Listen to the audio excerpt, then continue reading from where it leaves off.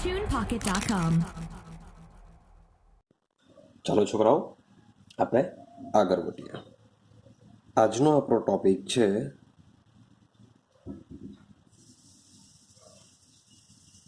વિદ્યુત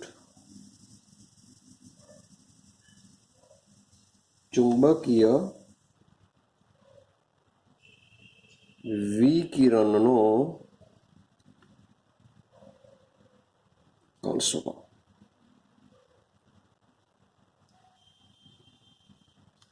આપણે જે આગળનો ટોપિક ક્લિયર કરેલો હતો તેમાં આપણે એવું દર્શાવ્યું કે જે વિદ્યુત ચુંબકીય વિકિરણ છે એ તરંગ સ્વભાવ ધરાવે છે. તો આજે આપણે સમજવાના છે કે જે વિકિરણ છે એ કણ સ્વભાવ ધરાવે છે. યાદ કરો કે નિલ્સ બોહરે ના પ્રયોગને સમજવા માટે બે વસ્તુ સમજવાની છે. તો પહેલો જ પોઈન્ટ હતો કે વિદ્યુત ચુંબકીય વિકિરણનો દ્વૈત સ્વભાવ, એટલે કે વિદ્યુત ચુંબકીય વિકિરણ તરંગ પ્રકૃતિ પણ ધરાવે છે, સાથે કણ પ્રકૃતિ પણ ધરાવે છે. આ પહેલો પોઈન્ટ હતો. ક્લિયર છે? તો એને સમજવા માટે સૌથી પહેલા આપણે તરંગ પ્રકૃતિ સમજી. હવે આપણે આજે સમજવાના કણ પ્રકૃતિ. તો સમજો કે જે પ્રકાશ છે એ પ્રકાશની વ્યતિકરણ,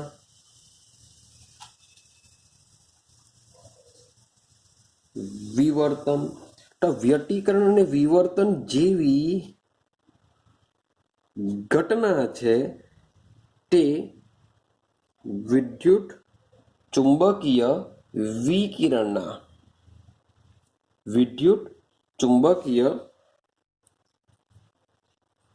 વિકિરણના તરંગ સ્વભાવ દ્વારા જ સમજાવી શકાય. આટલું ક્લિયર થાય છે?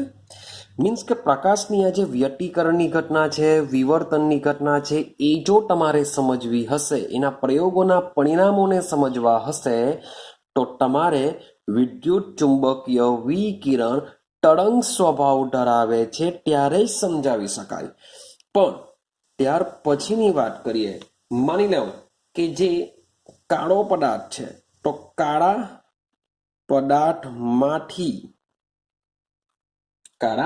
પદાર્થમાંથી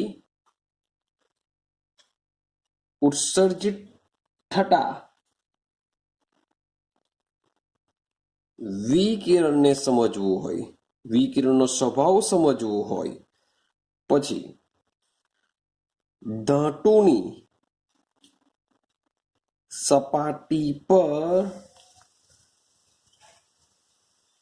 વિકિરણ અથડાય છે ત્યારે તેમાંથી ઇલેક્ટ્રોન ઉત્સર્જન થાય છે. આ અસરને આપણે કહેવાના ફોટો ઇલેક્ટ્રિક અસર કહેવાના. અને શું કહેવાના? ફોટો ઇલેક્ટ્રિક અસર કહેવાના. ત્રીજો પોઈન્ટ કે માનો કે મારી પાસે ઘન પદાર્થ છે, તો ઘન પદાર્થની ઉષ્મામાં વધારો કે ઘટાડો, મતલબ કે મારી પાસે કોઈ ઘન પદાર્થ છે, એની ઉષ્મા મારે વધારવી છે અથવા ઘટાડવી છે, તો વધારો કે ઘટાડો એ તાપમાનનું વિધેય છે, એટલે કે તાપમાન પર આધારિત છે. ક્લિયર થાય છે? અને મારે હાઇડ્રોજન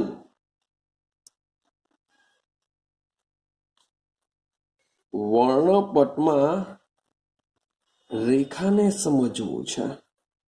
જે હાઇડ્રોજન વર્ણપટની જે રેખા છે, જેને આપણે રેખા વર્ણપટ કહેશું, એને સમજવું છે. તો આ બધી જ ઘટનાઓને પ્રકાશના તરંગ આ બધી જ ઘટનાઓ વિદ્યુત ચુંબકીય વિકિરણના તરંગ સ્વભાવ દ્વારા સમજાવી શકાતી નથી. તો વિચારો કે એક તરફ જે પ્રકાશનું જે વ્યતિકરણ છે, જે વિવર્તન છે, આ જે બધી ઘટનાઓ છે એ વિદ્યુત ચુંબકીય વિકિરણના તરંગ સ્વભાવ દ્વારા સમજાવી શકાય છે. પરંતુ કાળા પદાર્થમાંથી વિકિરણ ઉત્સર્જન પામે છે. ધાતુની સપાટી પર જ્યારે પ્રકાશ પડે છે ત્યારે એમાંથી ઇલેક્ટ્રોન ઉત્સર્જન થાય છે. ઘન પદાર્થમાં તાપમાન વધારતા તેની ઉષ્મામાં વધારો થાય છે, ઘટાડો થાય છે. હાઇડ્રોજન વર્ણપટ સમજવો હોય તો આ જે બધી ઘટનાઓ છે એ ઘટનાઓને સમજવા માટે વિદ્યુત ચુંબકીય વિકિરણનો જે તરંગ સ્વભાવ છે તેના દ્વારા આ બધી જ ઘટનાઓ સમજાવી શકાતી નથી. ક્લિયર થાય છે? ચાલો તો અગાડી સમજતા જજો શું કહેવા માંગે છે આ થિયરી. આગળ સમજીએ. હવે ઈસવીસન 1900 આવ્યો મેક્સ પ્લાન્ક. તો મેક્સ પ્લાન્કે તે સમયમાં જે ચાલતી હતી, તે સમયમાં જે માન્યતા હતી એ માન્યતાઓમાં એને સમજાવવાનો પ્રયત્ન કર્યો કે જે વિકિરણની છે પદાર્થના કાળા પદાર્થની જે ઉત્સર્જિત વિકિરણની જે ઘટના છે એ સમજાવવા માટે કોણ આવ્યો? મેક્સ પ્લાન્ક આવ્યો. કે જે કાળો પદાર્થ છે, કાળો પદાર્થ શું કરે છે? વિકિરણ ઉત્સર્જિત કરે છે. તો એ ઘટના મેક્સ પ્લાન્કે સમજાવવાનો પ્રયત્ન કર્યો. તો સમજો શું છે. ચાલો તો આ ઘટના સમજીએ. મીન્સ કે આપણે પહેલો પોઈન્ટ સમજવાનો પ્રયત્ન કરીએ છીએ. પહેલો પોઈન્ટ શું છે આપણો? કાળા પદાર્થમાંથી ઉત્પન્ન થતા વિકિરણનો સ્વભાવ. તો આપણે સમજીએ તો તમને શોર્ટ એન્ડ સિમ્પલ કહેવું તો જે સફેદ આપણે મીન્સ કે ગરમીમાં શું કરીએ છીએ? સફેદ રંગના કપડાં પહેરીએ છીએ. કેમ? કારણ કે સફેદ રંગ શું કરે છે? સફેદ રંગ શું કરશે? મોટે ભાગે બધો જ પ્રકાશ શું કરશે? રિફ્લેક્શન કરશે. મીન્સ કે આપણે જરાક પણ ગરમી લાગવાની રહેશે. જ્યારે કાળો પદાર્થ શું કરે છે? કાળો પદાર્થ બધી ગરમીનું શોષણ કરશે. શોષણ કરીને ફરીથી પાછો એ શું કરશે? ઉત્સર્જિત કરશે. તો જે બી કાળો પદાર્થ હોય છે, હવે સમજો કે સફેદ પ્રકાશ સફેદ કેમ દેખાય છે? કાળો પદાર્થ કાળો કેમ દેખાય છે? તો આ જે બધી સિસ્ટમ છે એ પણ વિકિરણના તરંગ સ્વભાવ કે કણ સ્વભાવ ઉપર આધારિત છે. તો સમજો, માન લો કે મારી પાસે કોઈ કાળો પદાર્થ છે, કોઈ ઘન પદાર્થ લઈએ આપણે. તો જ્યારે ઘનને ગરમ કરવામાં આવે, મારી પાસે કોઈ ઘન પદાર્થ છે, એ ઘન પદાર્થને શું કરું છું? ગરમ કરવામાં આવે છે. ત્યારે ગરમ કરવામાં આવશે ત્યારે આ જે ઘન પદાર્થ છે એ ખૂબ જ મોટી વિસ્તારનો તરંગ લંબાઈ ધરાવતા વિકિરણ ઉત્સર્જિત કરે છે.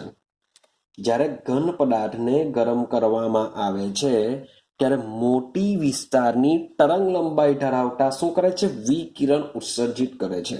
એક્ઝામ્પલ સમજો. માન લો કે મારી પાસે આ લોખંડનો સળિયો છે. લોખંડનો સળિયો છે.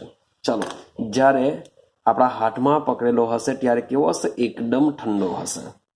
પણ માન લો કે હું આને ગરમી આપું છું, બર્નર વાળાને શું કરું છું? ગરમ કરું છું.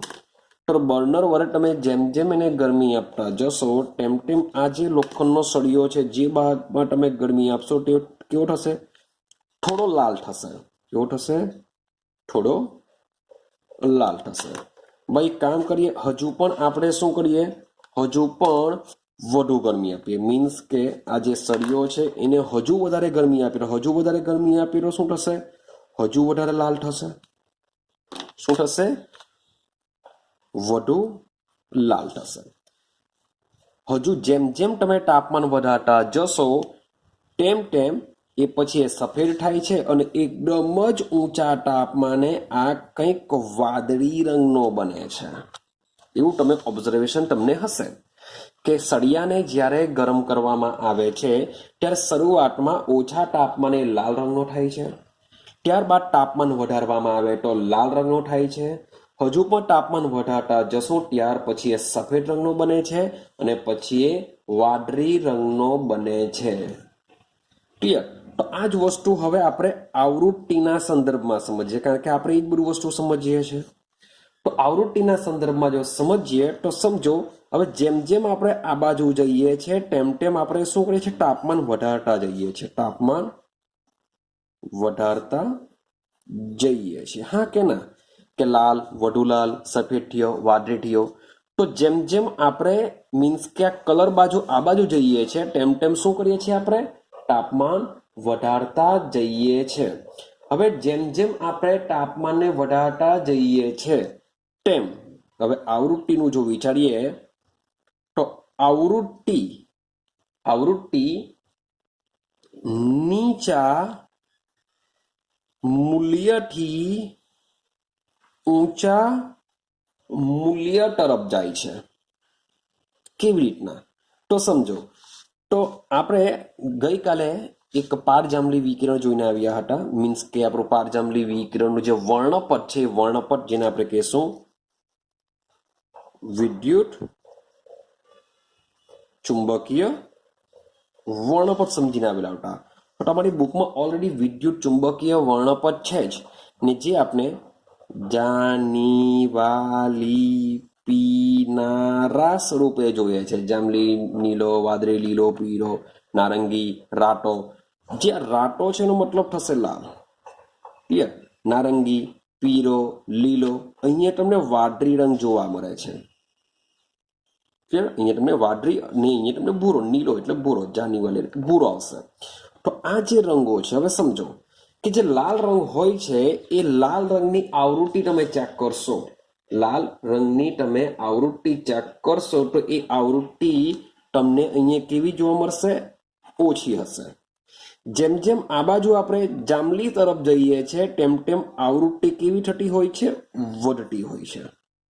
તમે ઓબ્ઝર્વેશન કરી શકો છો કે બુકમાં તમે ચેક કરજો તો આઈડિયા આવશે કે જે વિદ્યુત ચુંબકીય વર્ણપટ છે એ વર્ણપટમાં જે શરૂઆત થાય છે એ શરૂઆતમાં શું હોય છે? એની આવૃત્તિ ઓછી હોય છે.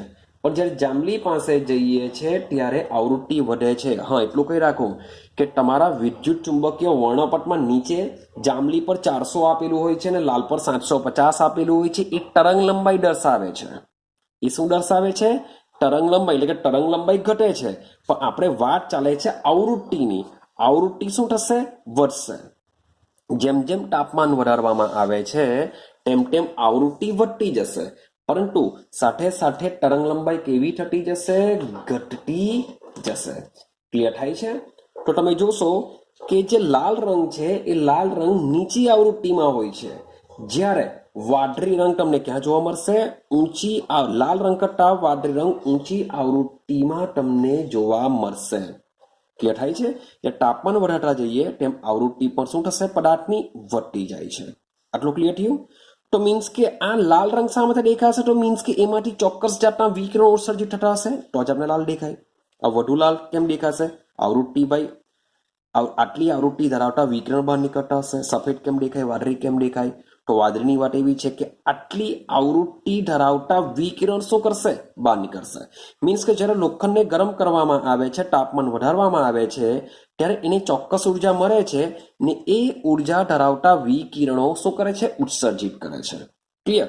તો માની લો કે આપણી પાસે એવો કોઈ આદર્શ પદાર્થની વાત કરીએ. માની લો કે એવો આદર્શ પદાર્થ છે. તો આ જે આદર્શ પદાર્થ હોય છે, આ આદર્શ પદાર્થ વાત ચાલે છે આદર્શ પદાર્થની.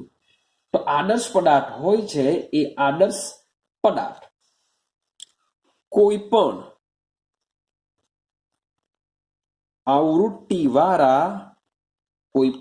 આવૃત્તિવાળા અથવા તો બધી જ આવૃત્તિવાળા વિકિરણનું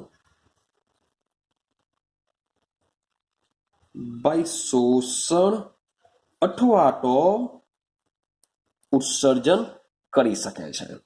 કે મારી પાસે એવો કોઈ પદાર્થ હોય તો એ પદાર્થ કોઈ પણ આવૃત્તિવાળા વિકિરણનું શોષણ પણ કરી શકે, ઉત્સર્જન પણ કરી શકે. તો આવા પદાર્થને શું કહેશું? આપણે આદર્શ પદાર્થ કહેશું. એ થાય છે ને આ જે આવો આદર્શ પદાર્થની વાત કરું એ આદર્શ પદાર્થ આપણો કયો હોય છે? કાળો પદાર્થ હોય છે. તો જે પણ કાળો પદાર્થ હોય છે એક શું કરે છે? કોઈ પણ આવૃત્તિવાળા વિકિરણનું શોષણ અથવા ઉત્સર્જન કરી શકે છે. નવા કાળા પદાર્થમાંથી જે ઉત્સર્જિત થતું વિકિરણ છે, મીન્સ કે કાળા પદાર્થમાંથી જે પણ વિકિરણ ઉત્સર્જિત થશે એ વિકિરણને કાળા પદાર્થનું વિકિરણ કહે છે. અને શું કહેશું? કાળા પદાર્થનું વિકિરણ કહે છે. ક્લિયર છે? ચાલો હવે સમજીએ. માની લો કે કાળા પદાર્થના વિકિરણને આપણે સમજીએ છીએ. તો કાળા પદાર્થમાંથી આ ઉત્સર્જિત થતું જે વિકિરણ છે એ વિકિરણની માની લો કે હવે મારે જાણવી છે આવૃત્તિ. મારે શું કરવી છે? આવૃત્તિ જાણવી છે. કારણ કે આપણે એટલું જોયું કે ઘન પદાર્થનું તાપમાન વધારતા તેમાંથી તેની તાપમાન વધારતા આવૃત્તિ વધતી જાય છે અને ચોક્કસ પ્રકારના તરંગો આપને મળતા હોય છે. તો હવે વાત ચાલે છે કાળા પદાર્થની. તો કાળા પદાર્થમાંથી જે વિકિરણ ઉત્સર્જિત થાય છે એની આવૃત્તિ કેટલી હશે એ મારે સમજવી છે. તો કાળા પદાર્થમાંથી ઉત્સર્જિત થતા વિકિરણની આવૃત્તિ જો તમારે જાણવી હોય કે કેટલી આવૃત્તિ વાળું વિકિરણ હશે, તરંગ હશે, તો એના માટે તમારે આલેખ દોરવો પડશે. શાના વર્સિસ શાનો? તો તીવ્રતા વર્સિસ આપણે આલેખ જોવો પડશે તરંગ લંબાઈ. શાનો જોવો પડશે? Sorry for that.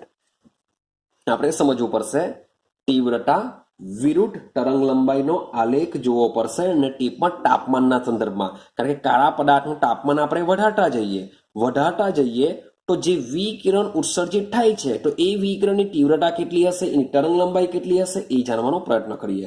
તો એ તમને જે આલેખ છે એ આલેખ કંઈક આ મુજબના મળશે કે માની લો કે એક આલેખ આપણને કંઈક આવો મળે છે. તો આ જે આલેખ છે T1 તાપમાને છે, એટલે કોઈ એક અચળ તાપમાન રાખેલું છે. T1 તાપમાને આપણે આ રીતનો આલેખ મળે છે. એક બીજો આલેખ દોરીએ, એ સમથિંગ કંઈક આ રીતનો મળે છે. ક્લિયર છે? ને આ કોઈ અચળ તાપમાન T2 છે. હવે તમે જોજો આ બે આલેખને તમે જોવાનો પ્રયત્ન કરશો તો આ બંને તાપમાન આધારિત છે ને તે કોઈ પણ એકમાં ચોક્કસ છે. મીન્સ કે આ પ્રયોગ કરવામાં આવે ત્યારે T1 તાપમાન ચોક્કસ હશે, આ પ્રયોગ કરવામાં આવે ત્યારે T2 તાપમાન ચોક્કસ હશે. એટલે કે કોઈ પણ એક તાપમાને આપણે સમજવાનો પ્રયત્ન કરીએ. ચાલો સમજો. તો સૌથી પહેલા જો તાપમાન વધારવામાં આવે તો તીવ્રતા વધે છે, તાપમાનને ઓછું રાખીએ તો તીવ્રતા ઓછી થાય છે. એ ક્લિયર છે, કારણ કે એ બી આપણે લોખંડના સળિયામાં વાત કરી કે લોખંડનું તાપમાન વધારતા જઈએ તો તીવ્રતા શું થશે? વધશે. આવૃત્તિ વધશે, તીવ્રતા વધશે. ચાલો તો હવે જો કે આ જે તાપમાન છે કોઈ પણ એક તાપમાન, મે બી આ લઈ લઉં, મે બી આ લઈ લઉં, કોઈ બી લઈ લઉં, હું આને લેવાની વાત કરું કે આપેલા તાપમાને ઉત્સર્જિત વિકિરણની તીવ્રતા, મીન્સ કે આ જે વિકિરણની જે તીવ્રતા છે એ તરંગ લંબાઈના ઘટાડા સાથે, મીન્સ કે આ બાજુ વધે છે, આ બાજુ જેમ જેમ જઈએ તેમ તેમ તરંગ લંબાઈ વધે છે, પણ જેમ જેમ આપણે આ બાજુ આવીએ તેમ તેમ તરંગ લંબાઈ ઘટશે. તો જેમ જેમ તરંગ લંબાઈ ઘટતી જાય છે તેમ તેમ તીવ્રતા શું થાય છે? જો વધે છે. મીન્સ કે તીવ્રતા કેવી થાય છે? વધે છે. જેમ જેમ તરંગ લંબાઈ ઘટતી જશે તેમ તેમ તીવ્રતા કેવી થતી જોવા મળે છે? તમને વધતી જોવા મળે છે. અને એક એવો સમય આવશે કે જ્યાં તમને કેવી જોવા મળે? મહત્તમ જોવા મળે. ત્યારબાદ પણ હજુ તરંગ લંબાઈ ઘટતી જશે તો આ જે તીવ્રતા છે એ ઘટતી છેલ્લે શૂન્ય થઈ જશે. ખબર પડે છે કઈ? તો તીવ્રતા શરૂઆતમાં શું થાય? તરંગ લંબાઈ ઘટવાની સાથે તીવ્રતા ધીમે ધીમે વધે છે, મહત્તમ બને છે, અને ત્યારબાદ પણ તરંગ લંબાઈમાં જો ઘટાડો જ થયા કરે તો અંતે તીવ્રતા પર શું થશે? ઘટીને શૂન્ય થઈ જશે. ક્લિયર છે? તો આ જે શબ્દ જોજો કે આ જે પ્રયોગ છે તો આ પ્રયોગના જે પરિણામો છે એ પરિણામો પણ વિદ્યુત ચુંબકીય વિકિરણના તરંગ સ્વભાવ આધારે સમજાવી શકાતા નથી. મીન્સ કે આ પ્રયોગોને મારે સમજાવવો હોય તો એ વિદ્યુત ચુંબકીય વિકિરણના તરંગ સ્વભાવને આધારે સમજાવી શકાતું નથી. તો સીધી સિમ્પલ વસ્તુ છે, આ કોણ સમજાવશે? ભાઈ કણ દ્વારા સમજાવી શકાશે. ક્લિયર છે? ચાલો, તો તે સમયની થોડીક માન્યતા હતી, તે એ માન્યતા પરથી ભાઈ પછી પાછો આવશે પ્લાન્ક. પ્લાન્કે સમજાવ્યું કે કોઈ પણ પરમાણુ હોય, પરમાણુ અથવા તો અણુ હોય, કોઈ પણ પરમાણુ અથવા અણુ હોય તો પરમાણુ અથવા અણુ જે શક્તિનું ઉત્સર્જન કે શોષણ કરે છે, કોઈ પણ પરમાણુ કોઈ ઉર્જાનું કે શક્તિનું ક્યાં તો શોષણ કરશે ક્યાં તો ઉત્સર્જન કરે છે, એ શોષણ અથવા ઉત્સર્જન અસતત રીતે કરે છે. કેવું કરે છે? અસતત રીતે. મીન્સ કે માન લો કે એની પાસે કોઈ ઉર્જા હોય તો બધી જ એક સરખી એક ચોક્કસ ઉર્જા હોતી નથી, એ કેવી હોય છે? અચોક્કસ હોય છે. એટલે કે અસતત રીતે કરે છે. સતત રીતે કરતું નથી. રેડી? તો એના પરથી પ્લાન્કે દર્શાવ્યું કે ઉર્જાનું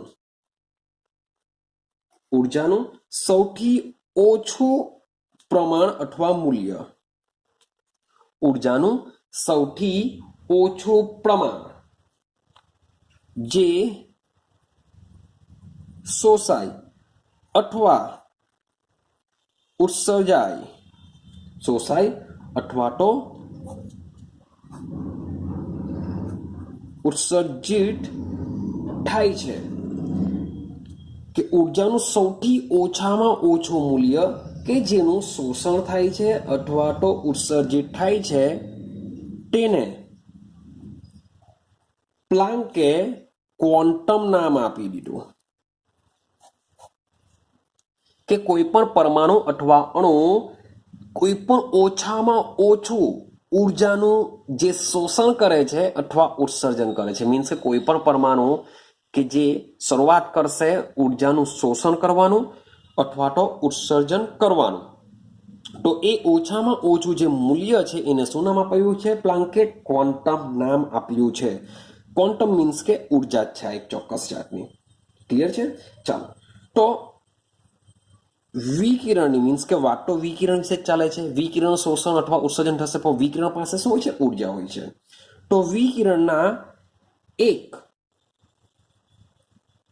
ક્વોન્ટમની જે ઉર્જા છે, વિકિરણના એક ક્વોન્ટમની ઉર્જા વિકિરણની આવૃત્તિને શું હોય છે? સમપ્રમાણમાં હોય છે. તો વિકિરણની એક ક્વોન્ટમ ઉર્જા છે તેની શું છે? આવૃત્તિને સમપ્રમાણમાં હોય છે. મીન્સ કે ઉર્જાને આપણે ઈથી દર્શાવીશું, આવૃત્તિને આપણે શું કરીશું? વીથી દર્શાવીએ છીએ. એ શું હોય છે? એકબીજાને સમપ્રમાણમાં હોય છે. જો ચલને કાઢી નાખીએ તો એની જગ્યાએ મૂકવું પડશે h ઇન્ટુ વી. ક્લિયર છે? જ્યાં h ની વાત કરીએ તો h ને કહેવામાં, આ ભાઈ પ્લાન્કે શોધેલું છે માટે h ને કહેવામાં આવશે પ્લાન્કનો અચળાંક કહેવામાં આવશે. અને આ જે h છે એની વેલ્યુ હોય છે 6.626 ઇન્ટુ 10⁻34 જૂલ ઇન્ટુ સેકન્ડ. ઉર્જાનો એકમ છે જૂલ ઇન્ટુ સેકન્ડ. યાદ રાખજો આ પણ, કે જે h ની વેલ્યુ હોય છે 6.626 into 10⁻34 joule into second. Clear છે? તો આના પરથી પ્લાન્ક સમજાવી શકેલો કે જે કાળો પદાર્થ છે એ કાળો પદાર્થ જે વિકિરણનું શોષણ કરે છે અથવા ઉત્સર્જન કરે છે એ તેના તરંગ લંબાઈ અથવા એક આવૃત્તિનો વિધેય હોય છે. મીન્સ કે કોઈ પણ પદાર્થને જ્યારે તાપમાન આપવામાં આવશે ત્યારે એ શું કરશે? ઉર્જાનું શોષણ કરી શકે અથવા તો ઉર્જાનું ઉત્સર્જન પણ કરી શકે છે. અમુક ચોક્કસ જાતની ઓછામાં ઓછી ઉર્જાનું જે શોષણ અથવા ઉત્સર્જન થાય છે એને પ્લાન્કે ક્વોન્ટમ નામ આપ્યું છે. અને આ ક્વોન્ટમની જે ઉર્જા છે એ ઉર્જા વિકિરણની આવૃત્તિને કેવી હોય છે? સમપ્રમાણમાં.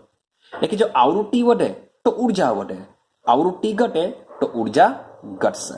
ક્લિયર છે? આ જે થિયરી છે એ છે કાળા પદાર્થની થિયરી છે. આઈડિયા આવે છે? સિમ્પલ થોડી થિયરી છે. હવે આપણે જે બીજો પોઈન્ટ આપણે સમજવાનો છે, જે આમાં એકચ્યુઅલી પોઈન્ટ તમને આપેલા છે, કારા પદાર્થમાંથી ઉત્સર્જિત થતા વિકિરણનો સ્વભાવ. બીજો પોઈન્ટ છે ધાતુની સપાટી, મીન્સ કે ફોટો ઇલેક્ટ્રિક અસર, શોર્ટ એન્ડ સિમ્પલ. તો આપણે આમાં એક બીજી ઇફેક્ટ સમજવાની છે, ફોટો ઇલેક્ટ્રિક અસર. આ જે બી ઘટનાઓ આપણે સમજવાનો પ્રયત્ન કરીએ છીએ એ બધી જ વિદ્યુત ચુંબકીય વિકિરણના કણ પ્રકૃતિને આધારિત છે. કણ તમે જો, કણ શું હોય છે? માન લો કે તરંગ શું છે? તરંગ એક સાથે એક જથ્થો છે. તરંગ શું છે? એક જથ્થો છે. કણ શું છે? એ જ જથ્થાનો ભાઈ પાર્ટિકલ્સ છૂટા પાડી દીધેલા છે આપણે, એટલે કણ છે. તો બે વસ્તુ છે, મીન્સ કે બે જાતના, મીન્સ કે કેટલાક પ્રયોગો એવા છે જે વિદ્યુત ચુંબકીય વિકિરણના તરંગ સ્વભાવને આધારે જ સમજાવી શકાય. જ્યારે કેટલાક પ્રયોગો એવા છે કે જે વિદ્યુત ચુંબકીય વિકિરણના કણ પ્રકૃતિને આધારે જ સમજાવી શકીએ છીએ. ક્લિયર છે?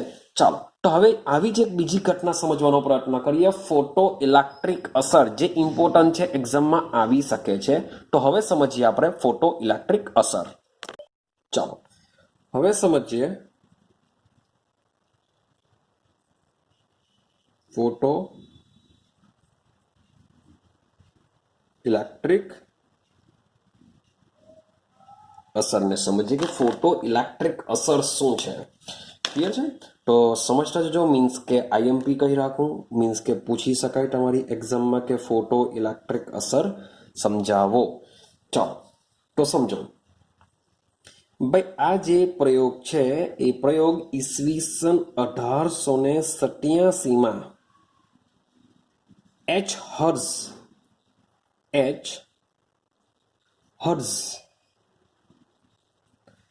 તો આ પ્રયોગ છે ઈસવીસન 1887માં એચ હર્ઝ નામના વૈજ્ઞાનિક દ્વારા દર્શાવવામાં આવ્યો હતો.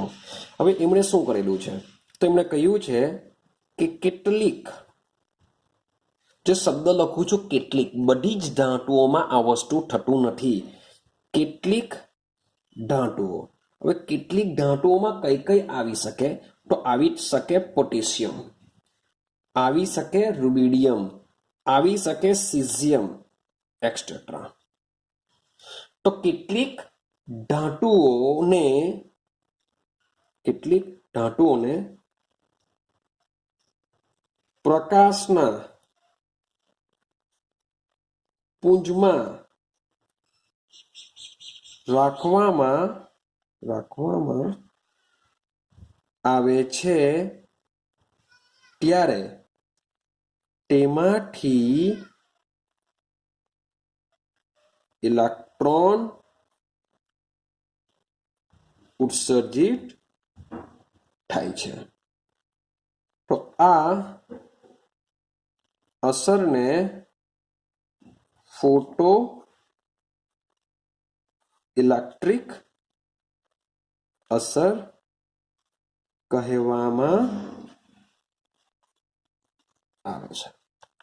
સમજો કે પોટેશિયમ લઈ લો, રૂબિડિયમ લઈ લો, સીઝિયમ લો, આ ધાતુ લઈ લો. આ ધાતુને જ્યારે પ્રકાશના પુંજની સામે રાખીશું ત્યારે પ્રકાશનો પુંજ ધાતુ પર અથડાય છે અને ધાતુમાંથી શું થાય છે? ઇલેક્ટ્રોન ઉત્સર્જિત થાય છે, ઉત્પન્ન થાય છે. તો આ જે અસર છે, આ જે ઘટના છે, એ ઘટનાને શું કહેવામાં આવે છે? ફોટો ઇલેક્ટ્રિક અસર કહેવામાં આવે છે. ક્લિયર? તો સમજો, એની આપણે આંકડી દોરીએ કે પ્રયોગમાં શું હતું. તો પ્રયોગમાં એક કાચની નળી લેવામાં આવેલી હતી. શું લેવામાં આવી હતી? કાચની નળી.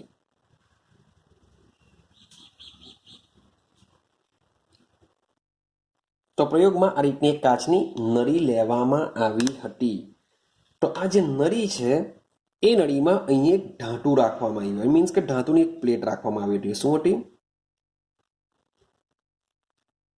સમજો, આ શું છે? ધાતુની પ્લેટ છે. મીન્સ કે પોટેશિયમ, રૂબિડિયમ, સીઝિયમ વગેરેની બી કોઈની બી ધાતુની પ્લેટ હોઈ શકે.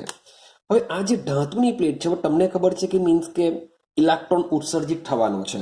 તો આ જે ધાતુની પ્લેટ છે એ ધાતુની પ્લેટ સાથે અહીંયા બેટરી જોડવામાં આવશે. શું જોડવામાં આવશે? બેટરી. હવે તમે જ વિચાર કરો કે આ જે ધાતુ છે, ધાતુમાંથી ઇલેક્ટ્રોન ઉત્સર્જિત થવાના છે. તો આ ધાતુમાંથી જો ઇલેક્ટ્રોન ઉત્સર્જિત થાય તો 100% અહીંયા બેટરીનો કયો છેડો આવવો જોઈએ? નેગેટિવ છેડો આવવો જોઈએ. કયો છેડો આવવો જોઈએ? નેગેટિવ. કેમ? એ બી વાત પછી કરીએ. હવે मान लो कि બેટરીનો નેગેટિવ છેડો છે, અહીંયાથી ઇલેક્ટ્રોન ઉત્સર્જિત થાય તો જો ઇલેક્ટ્રોન આ બાજુ આવી નહીં શકે. કેમ આવી નહીં શકે? આ બાજુ માઇનસ છે. તો ઇલેક્ટ્રોનનો માઇનસ અને આ માઇનસ વચ્ચે શું થઈ શકે? અપાકર્ષણ થાય. તો ઇલેક્ટ્રોન શું કરશે? જો ઇલેક્ટ્રોનની જે ગતિ છે એ આ દિશામાં રહેવાની. જે ઇલેક્ટ્રોન ઉત્સર્જિત થાય છે એ ઇલેક્ટ્રોન શું કરશે? આ માન લો કે ઇલેક્ટ્રોન છે આપણો, તો આ ઇલેક્ટ્રોન શું કરશે? આ દિશામાં જ જશે. આ બાજુ આવી નહીં શકે કારણ કે આ બાજુ માઇનસ છે, અપાકર્ષણ થશે. તો ઇલેક્ટ્રોન શું કરશે? આ બાજુ આવશે. હવે સમજો કે ભાઈ ઇલેક્ટ્રોન આપણે જોઈ શકવાના નથી. તો ઇલેક્ટ્રોન જોઈ શકવાના નથી તે માટે હર્ઝે, મેં નથી મૂક્યું ભાઈ, હર્ઝે મૂકેલું છે. એ હર્ઝે શું કરેલું છે? એક સંસૂચક મૂક્યું. આ શું છે? એક સંસૂચક છે. અને આ જે સંસૂચક છે એ સંસૂચકને શું કરવામાં આવ્યું છે? બેટરીના ધન છેડા સાથે જોઈન્ટ કરેલું છે, જેથી ઇલેક્ટ્રોન શું કરશે? ઇઝીલી આ બાજુ એટ્રેક્શન પામી શકે. ક્લિયર છે? હવે આ બેટરીની અહીંયા મૂકવામાં આવેલું છે એમીટર. અહીંયા શું મૂકવામાં આવેલું છે? એમીટર મૂકવાનું છે. એમીટરનું કામ શું છે? વિદ્યુત પ્રવાહનો, વિદ્યુત પ્રવાહ કેટલો પસાર થાય છે, કેટલા ઇલેક્ટ્રોન આવે છે એ જાણવા માટે અહીંયા મૂકી દેવામાં આવ્યું છે એ મીટર. આઈડિયા આવે છે કઈ? તો આ રીતનો પ્રયોગ છે. અને આ જે આખું જે કાચની નળી છે એ કાચની નળી કેવી હોય છે? શૂન્ય અવકાશવાળી હોય છે. મીન્સ કે એને શૂન્ય અવકાશ પંપ સાથે જોડેલી હોય છે એવું સમજીને ચાલો. તો ક્લિયર છે? આ રીતનું તમારી આકૃતિ હોય છે. આ ધાતુની પ્લેટ છે. હવે શું થશે ભાઈ? આપણે મેઇન કામ તો હજુ બાકી રહી ગયું. આપણું મેઇન કામ છે ભાઈ આની પર શું આપાત કરવાના? આપણે પ્રકાશનો પુંજ. આપણે આની પર શું આપાત કરવાના? પ્રકાશનો પુંજ આપાત કરવાના. જેવો પ્રકાશનો પુંજ આપણે આપાત કરીશું તેવું એમાંથી શું ઉત્પન્ન થશે? ઇલેક્ટ્રોન ઉત્પન્ન થશે. ને ઇલેક્ટ્રોન આ બાજુ જ જશે, આ બાજુ નહીં જશે. એ મેં તમને સમજાવ્યું કે હવે ઇલેક્ટ્રોન આ બાજુ આવે છે તો ઇલેક્ટ્રોન ખરેખર આવતા છે કે નથી આવતા તેના માટે સંસૂચક મૂકેલું છે અને એની સાથે સાથે પાછું એ મીટર સાથે જોઈન્ટ કરેલું છે, જેથી જેટલા બી ઇલેક્ટ્રોન આવશે જે પ્રવાહ દર્શાવશે એ મીટર એનું મૂલ્ય દર્શાવશે. રેડી થાય છે? ચાલો હવે આના આ પ્રયોગના પરિણામોને સમજવાનો પ્રયત્ન કરો કે આ જે પ્રયોગ છે, પ્રયોગ કેવી રીતના, મીન્સ કે એક જ ટ્રાયલમાં હર્ટ્ઝ પણ સક્સેસફુલ થવાનો નથી. કે હર્ટ્ઝે જે મીન્સ કે કહી દીધું હતું કે ચાલો ભાઈ આ પ્રયોગ છે તો એના પરથી કંઈ સક્સેસફુલ થવાનો નથી. તો હવે સમજો કે પ્રયોગના પરિણામો શું છે.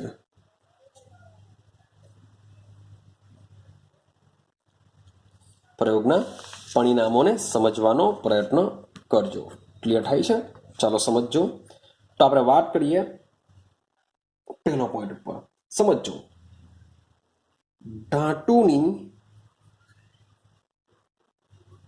સપાટી પર, ધાતુની સપાટી પર પ્રકાશનો પુંજ. પ્રકાશનો પુંજનો મતલબ થાય પ્રકાશનો એક ચોક્કસ જથ્થો હશે. મીન્સ કે તમે ખાલી એક જ કિરણ મૂકી દો એક સેકન્ડ માટે ઇલેક્ટ્રોન ઉત્સર્જિત થઈ જાય એવું નથી. તો પ્રકાશનો પુંજનો મતલબ શું થાય? પ્રકાશનો ચોક્કસ જથ્થો. તો ધાતુની સપાટી પર પ્રકાશનો પુંજ જેવો અથડાય છે તેવું તરત જ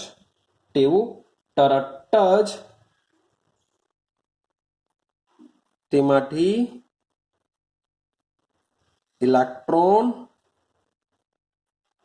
ઉત્સર્જિત થાય છે.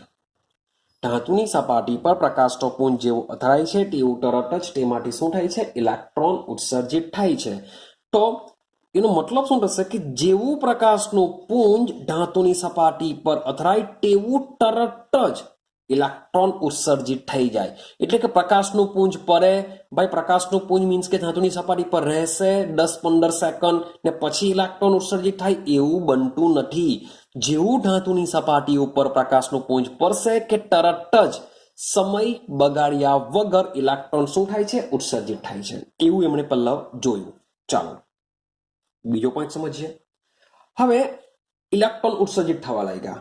તો આ જે ઉત્સર્જિત થતા ઇલેક્ટ્રોનની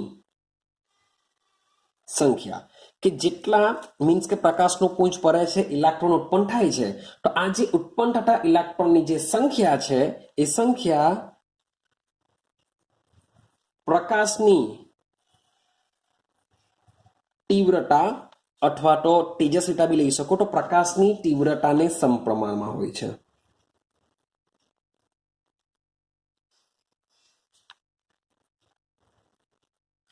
કે આ જે પ્રકાશ છે મીન્સ કે જાની, વાલી, પીનારા, ટોટલ આપણી પાસે ઘણા બધા પ્રકાશ છે ને એ પ્રકાશ શું કરે છે? જુદી જુદી આવૃત્તિ ધરાવે છે, જુદી જુદી તરંગ લંબાઈ ધરાવે છે. તો જે મુજબ તમે પ્રકાશની આવૃત્તિ, પ્રકાશની તીવ્રતા વધારશો તો ઇલેક્ટ્રોન પણ વધારે ઉત્પન્ન થશે. જો પ્રકાશની આવૃત્તિ ઓછી હોય તો ઇલેક્ટ્રોન પણ ઓછા ઉત્પન્ન થાય. હવે સવાલ એવો આવે કે શું કોઈ પ્રકાશની મીન્સ કે આવૃત્તિ છે તો કોઈ એવી આવૃત્તિ ચોક્કસ હશે કે આટલી આવૃત્તિ વાળો પ્રકાશ આપાત કરીએ તો જ તેમાંથી ઇલેક્ટ્રોન ઉત્સર્જિત થશે, બાકી ઇલેક્ટ્રોન ઉત્સર્જિત થશે નહીં. આઈડિયા આવે છે કઈ? તો જે આવૃત્તિ છે એ આવૃત્તિ પણ પ્રકાશની કેવી હોવી જોઈએ? ચોક્કસ હોવી જોઈએ. જો ચોક્કસ આવૃત્તિ ધરાવતો પ્રકાશ આપાત થાય તો જ શું થશે? ઇલેક્ટ્રોન ઉત્સર્જિત થશે. બાકી તો ઓછી આવૃત્તિ વાળો પ્રકાશ ગમે તેટલા સમય માટે 2 કલાક, 10 કલાક, 20 કલાક, વોટ એવર, એક દિવસ, ગમે તેટલા કલાક માટે આપાત કરવામાં આવે તેમ છતાં પણ ઇલેક્ટ્રોન ઉત્સર્જિત થતું નથી. માટે પ્રકાશની આવૃત્તિ શું છે? ખૂબ જ ઇમ્પોર્ટન્ટ છે. તો સમજો કે દરેક ધાતુ માટે, હવે બીજી વાત કરીએ કે જેટલી પણ ધાતુ છે એ દરેક ધાતુ માટે કોઈ સૌથી ઓછી લાક્ષણિક ન્યૂનતમ આવૃત્તિ V0 હોય છે. યાદ રાખજો, મેં તમને હમણાં જ કીધું કે જે ધાતુ છે કોઈ પણ આવૃત્તિ વાળો પ્રકાશ મીન્સ કે માન લો કે ભાઈ પોટેશિયમ માટે જેટલી આવૃત્તિ વાળો પ્રકાશ હું આપાત કરું કે જેમાંથી ઇલેક્ટ્રોન ઉત્પન્ન થાય તો એટલી જ આવૃત્તિ વાળો પ્રકાશ હું રૂબિડિયમ પર આપું તો ભાઈ ઇલેક્ટ્રોનનો પણ ઉત્સર્જિત થાય. સિઝિયમને આપાત કરું તો ની પણ ઉત્સર્જિત થાય.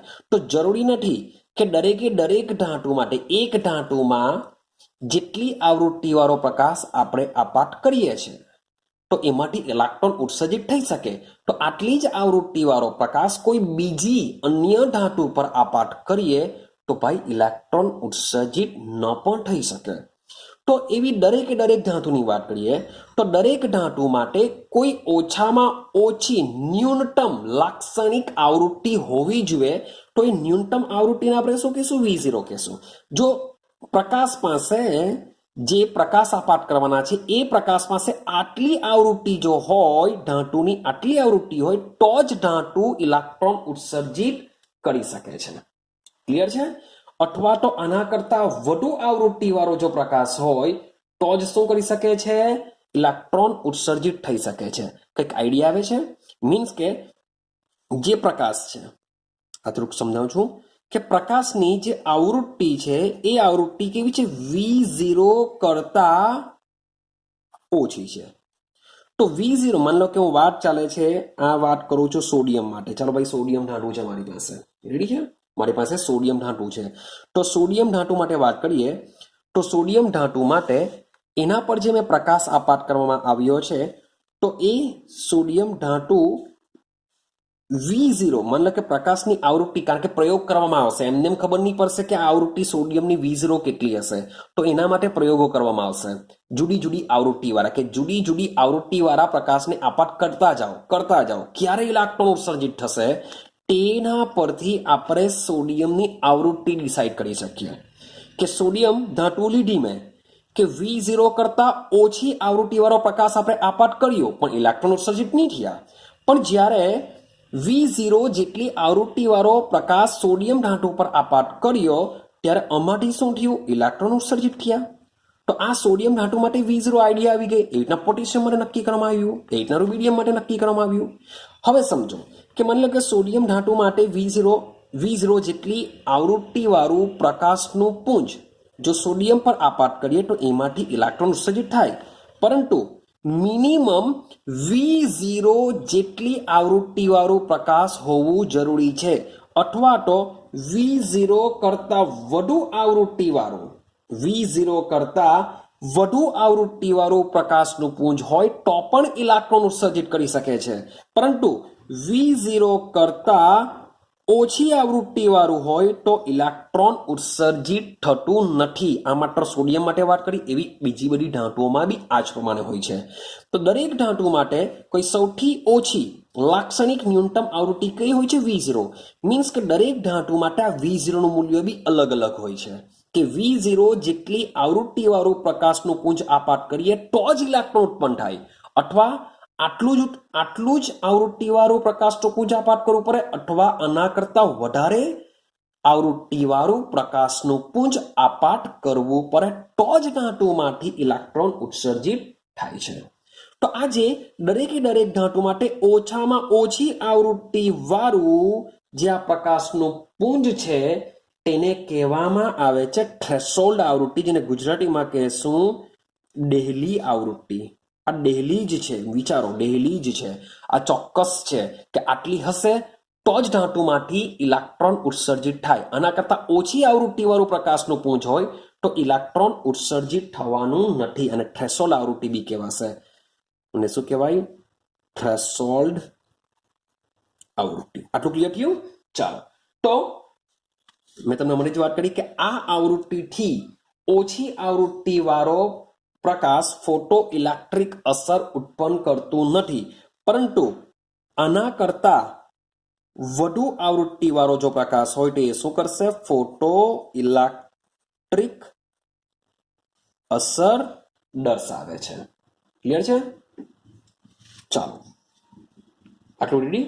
અને આ ફોટો ઇલેક્ટ્રિક અસર થાય તો જ શું કરશે? ઇલેક્ટ્રોન ઉત્સર્જિત થશે. ને આ જે ઇલેક્ટ્રોન છે એ ઇલેક્ટ્રોન પર શું હોવા જોઈએ? તે પણ અમુક ગતિ ઉર્જા ધરાવતા હોય છે. મીન્સ કે થોડી ઘણી ગતિ ઉર્જા આવે તો જ ભાઈ અહીંયા કેપ્ચર થશે ને. મીન્સ કે માન લો કે ખૂબ જ ઓછી આવૃત્તિ પર પ્રકાશ હોય, ઇલેક્ટ્રોન ઉત્સર્જિત પણ થયા, પણ એની ગતિ ઉર્જા કંઈ જ નથી. ગતિ ઉર્જા જો હોય તો જ એ લોકો આ બાજુ આવી શકે, બાકી એટલું બિચારો અહીંયા જ રખડા કરવાનું. ને અહીંયા જ જો રખડા કરે તો અહીંયા ભાઈ ખબર બી નહીં પડશે કે ભાઈ ઇલેક્ટ્રોન ઉત્સર્જિત થયો. માટે આપણા પ્રકાશની આવૃત્તિ એટલી ચોક્કસ હોવી જોઈએ કે જેમાંથી ઇલેક્ટ્રોન ઉત્સર્જિત થાય, અને તેની ગતિ ઉર્જા પણ હોવી જોઈએ કે જે આ બાજુ જઈ શકે છે. આઈડિયા આવે છે? ચાલો, હવે આગળ સમજવાનો પ્રયત્ન કરજો.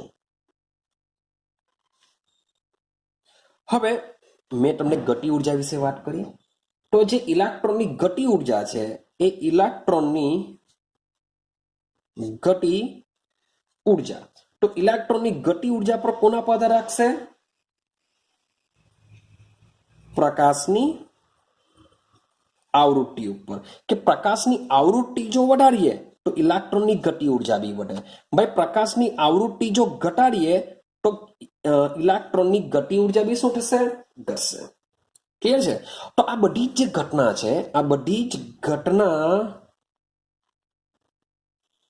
પ્રકાશના તરંગ સ્વરૂપને આધારે સમજાવી શકાતી નથી, પરંતુ પ્રકાશના કણ સ્વરૂપને આધારે જ સમજાવી શકાય છે.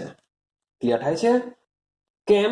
કારણ કે આ જે સિદ્ધાંત છે એ સિદ્ધાંત શાના પર કામ કરે છે? પ્રકાશના પુંજ પર કામ કરે છે. પ્રકાશનો પુંજનો મતલબ શું થાય? કે ઘણા બધા પ્રકાશના કણો એકબીજા સાથે એક જથ્થામાં હશે.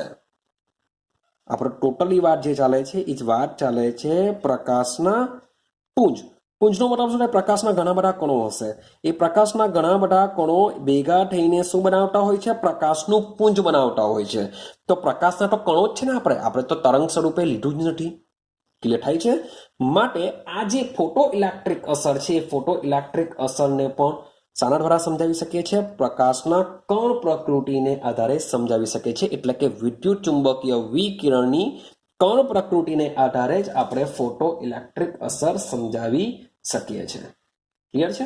ચાલો હવે શબ્દ સમજો. હવે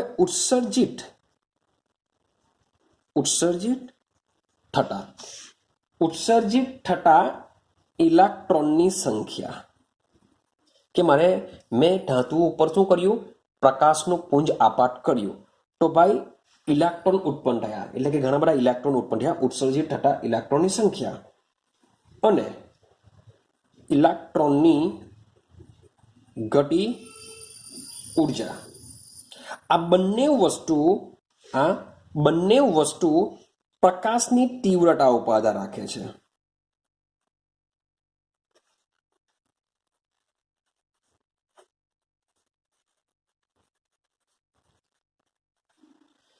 કે મેં જે ધાતુ ઉપર પ્રકાશ આપાત કર્યો એને લીધે ઇલેક્ટ્રોન ઉત્સર્જિત થયા, તો એ જે ઇલેક્ટ્રોન ઉત્સર્જિત થયા છે કેટલી સંખ્યામાં ઉત્પન્ન થયા છે અને સાથે સાથે એની ગતિ ઉર્જા કેટલી છે એ ટોટલી આધાર શાના ઉપર રહેશે? પ્રકાશની તીવ્રતા ઉપર આધાર રાખે છે.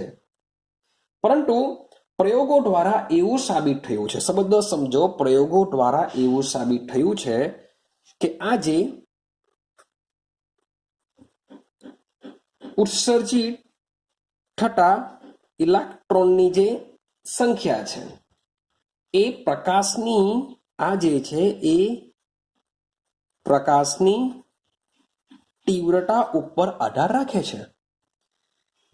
ઉત્સર્જિત થતા ઇલેક્ટ્રોનની સંખ્યા શું છે? પ્રકાશની તીવ્રતા ઉપર આધાર રાખે છે. પરંતુ આ જે ઉત્સર્જિત થતા જે ઇલેક્ટ્રોન છે એની જે ગતિ ઉર્જા છે એ ગતિ ઉર્જા પ્રકાશની તીવ્રતા ઉપર આધાર રાખતી નથી.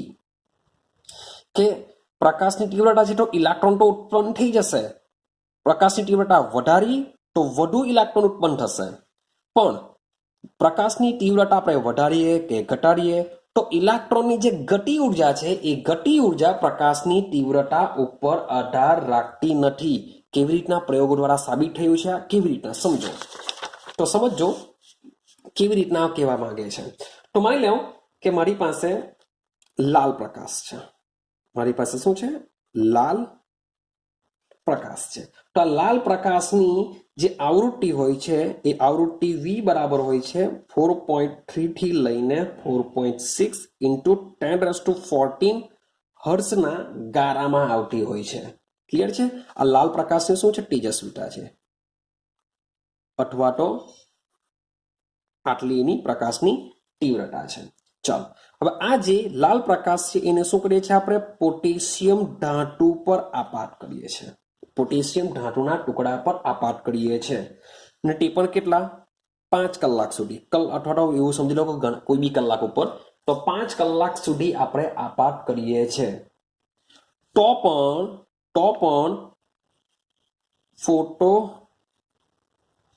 ઇલેક્ટ્રિક અસર થતી નથી.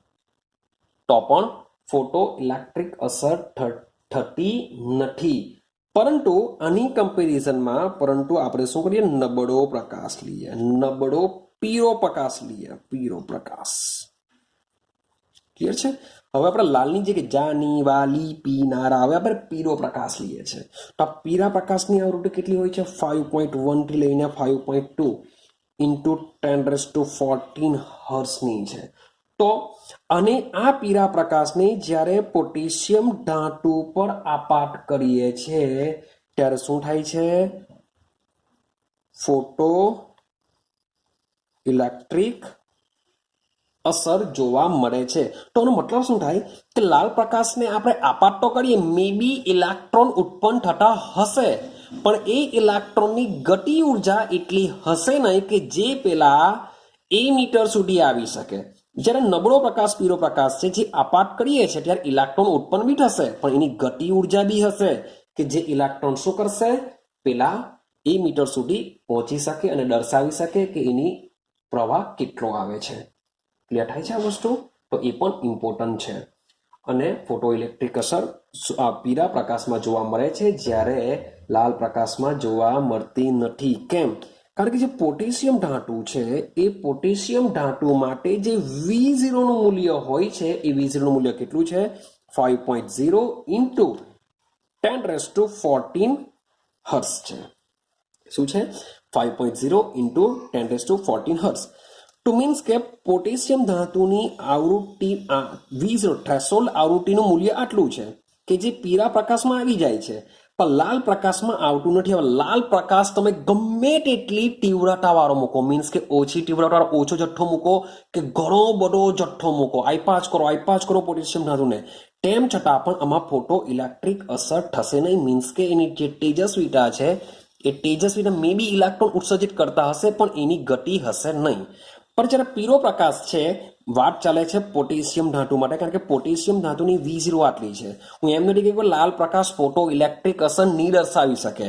તો એવી કોઈ ધાતુ હોય કે જેના માટે V0 નું મૂલ્ય આના કરતા ઓછું હોય અથવા 4.1 4.2 જેવું હોય તો લાલ પ્રકાશ બી શું કરી શકે છે? ફોટો ઇલેક્ટ્રિક અસર દર્શાવી શકે છે.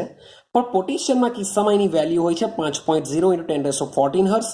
માટે પોટેશિયમ ધાતુ ઉપર V0 એટલે કે આટલી તીવ્રતા કે તેના કરતાં વધુ તીવ્રતાવાળો જો પ્રકાશ આપાત કરીએ તો શું થશે? ફોટો ઇલેક્ટ્રિક અસર આમાં જોવા મળશે. ક્લિયર થાય છે? આઈડિયા આવી? ચાલો હવે ભાઈ 1905 થઈ ગઈ. એમાં આવ્યો આઇન્સ્ટાઈન. એમાં કોણ આવ્યો? આઇન્સ્ટાઈન આવ્યો. તો આઇન્સ્ટાઈને પણ આ જે પ્લાન્કે સૂચવેલા જે વિદ્યુત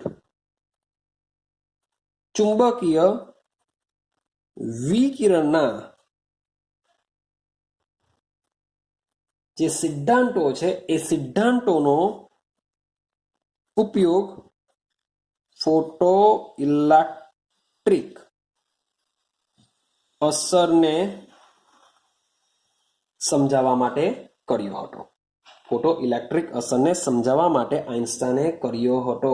હવે શું કહેવા માંગે છે આઇન્સ્ટાઈન, એને સમજવાનો પ્રયત્ન કરજો કે આઇન્સ્ટાઈન શું કહે છે. સમજો કે માની લો કે મારી પાસે આ ધાતુ છે, મારી પાસે શું છે? આ ધાતુ છે. આ ધાતુની સપાટી પર છે. તો ધાતુની સપાટી પર શું થશે? પ્રકાશનું પુંજ પડશે અથવા ચરકશે, વોટ એવર જે લેવો હોય તે લેવો. તો આ જે પ્રકાશનું પુંજ જે ધાતુની સપાટી ઉપર પડે છે, જે ફોટો ઇલેક્ટ્રિક અસર કરે છે, તો આ જે પ્રકાશનું પુંજ છે તેને આઇન્સ્ટાઈને નામ આપ્યું ફોટોન. આઇન્સ્ટાઈને એને શું નામ આપ્યું? ફોટોન નામ આપ્યું. ક્લિયર છે? હવે આ જે ફોટોન છે એ ફોટોન શું હોવા જોઈએ? પૂરતી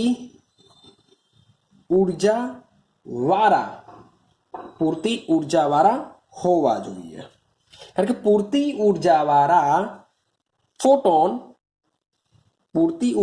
ફોટોન ધાતુની સપાટી સાથે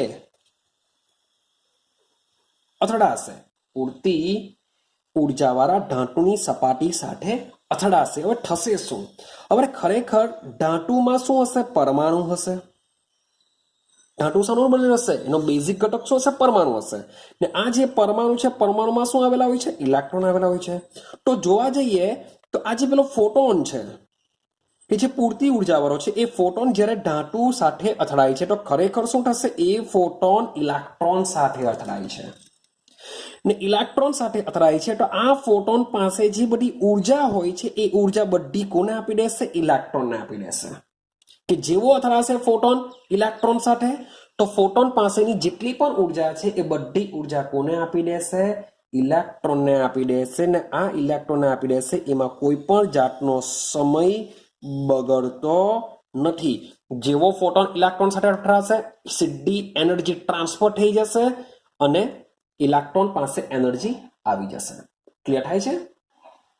હવે આ જે ઇલેક્ટ્રોન છે, ઇલેક્ટ્રોન હવે શું થયો? એનર્જી આવી ગઈ. તો આ ઇલેક્ટ્રોન હવે ઉત્સર્જિત થશે. Sorry for that. હવે શું થશે? ઉત્સર્જિત. કારણ કે ઇલેક્ટ્રોન પાસે મીન્સ કે પહેલા ઉર્જા નહીં હતી, હવે એની પાસે ઉર્જા આવી ગઈ એટલે શું કરશે? ઉત્સર્જિત થશે. ક્લિયર થયું આટલું?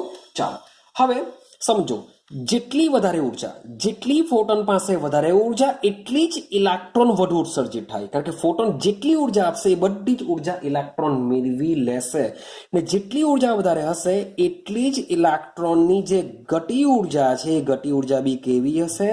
વધારે હશે. ક્લિયર થાય કે ફોટોન પાસે જેટલી વધારે ઉર્જા હશે બધી ઉર્જા ઇલેક્ટ્રોન લેશે, ઉત્સર્જિત થશે, અને ઇલેક્ટ્રોન શું કરશે? એટલી જ ગતિ ઉર્જા વધારે ધરાવશે. આઈડિયા આવે છે? ચાલો, તો ઉત્સર્જિત થતો શબ્દ લખીએ છીએ આપણે કે જે ઉત્સર્જિત થતા જે ઇલેક્ટ્રોનની જે ગતિ ઉર્જા છે એ વિદ્યુત ચુંબકીય વિકિરણની આવૃત્તિને સમપ્રમાણમાં હોય છે. કે જે ઇલેક્ટ્રોન ઉત્સર્જિત થાય છે એની જે ગતિ ઉર્જા છે એ વિદ્યુત ચુંબકીય વિકિરણની આવૃત્તિને સમપ્રમાણમાં હોય છે. મીન્સ કે પ્રકાશનું પુંજ છે વિદ્યુત ચુંબકીય વિકિરણ જ છે. જેટલો પાવરફુલ વિદ્યુત ચુંબકીય વિકિરણ હશે એટલી જ ઇલેક્ટ્રોનની ગતિ ઉર્જા કેવી હશે? વધારે હશે.